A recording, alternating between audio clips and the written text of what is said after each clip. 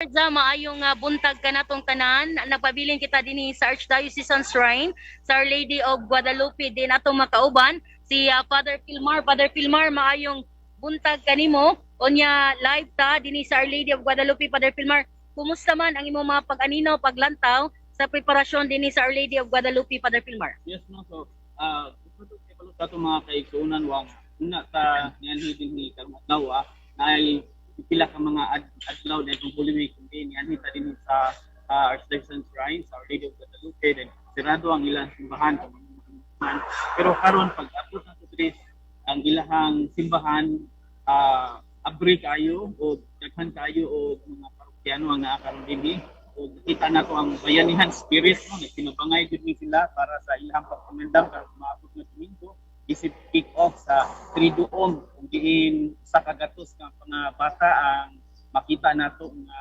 babunyagan din simbahan sa Guadalupe. Isulti nato kaniha nga gipili ni siya tungod kay patron naman kini sa Subo Our Lady of Guadalupe.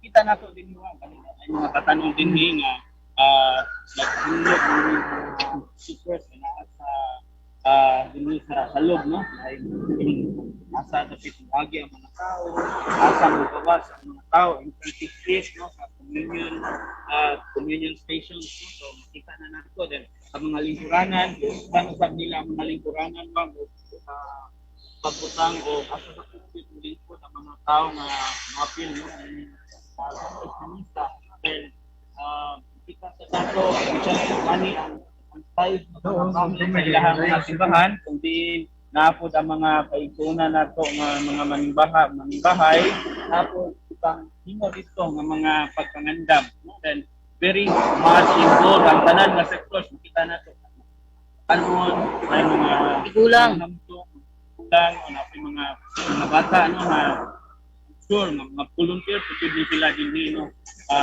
very much alive unta ang bayanihan spirit ni sa Guadalupe karong adlaw I'm sure na ugma naghapon ni sila mga pagpangandam pa nga ayun ang finishing touches no para sa ipahigayon nga baptism sa 100 children dinhi ni parokya. So ato makita, Father, murag buhi kay espiritu sa 500 years of Christianity nga kalihukan. Yes, very much alive no makita gud nato nga sila usab nakipati nila ang dako nga garbo no nga sa tanan nga more than 100 ka simbahan usab dinhi sa Archdiocese of Cebu. Sila gud ang napili na kung diin i-held dinhi siya baptism for 100 children.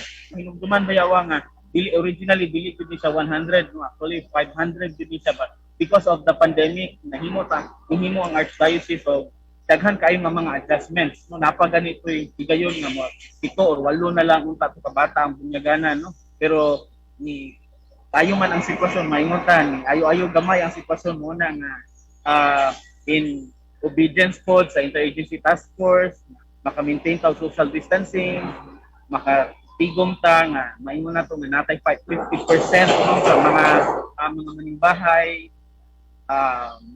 pwedeng na kayo na siyang 100%.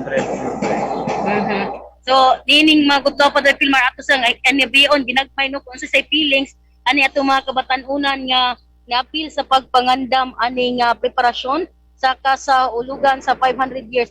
Dong, kumusta man mo dira? Okay ra, unsa man mo mga sakristan? So kumusta man nga apil mo sa kalihukan sa preparasyon sa 500 years? Unsay feelings?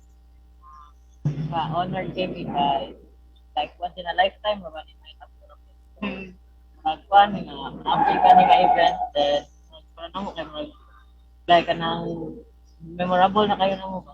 Dili ma-explain ang feelings. So unsa man mo ini ka Sunday mo serve sad mo. Apil mo serve. So unsa may inyong imensahe sa tuma kabatan-unan karon? Labi na katong naa sa mga dili maayong mga dalan. Ay kanang kuan lang kanang dali lang gyapon sa Ginoo kay ara man gyapon siya butang kita niya dita kadungog niya pero siya may makadungog ra pud nato. Kinsay imong pangalan? John Michael Rosanya. So ikaw kumusta man nimong pagkuan dia kuskus dia pagayo? Okay ra?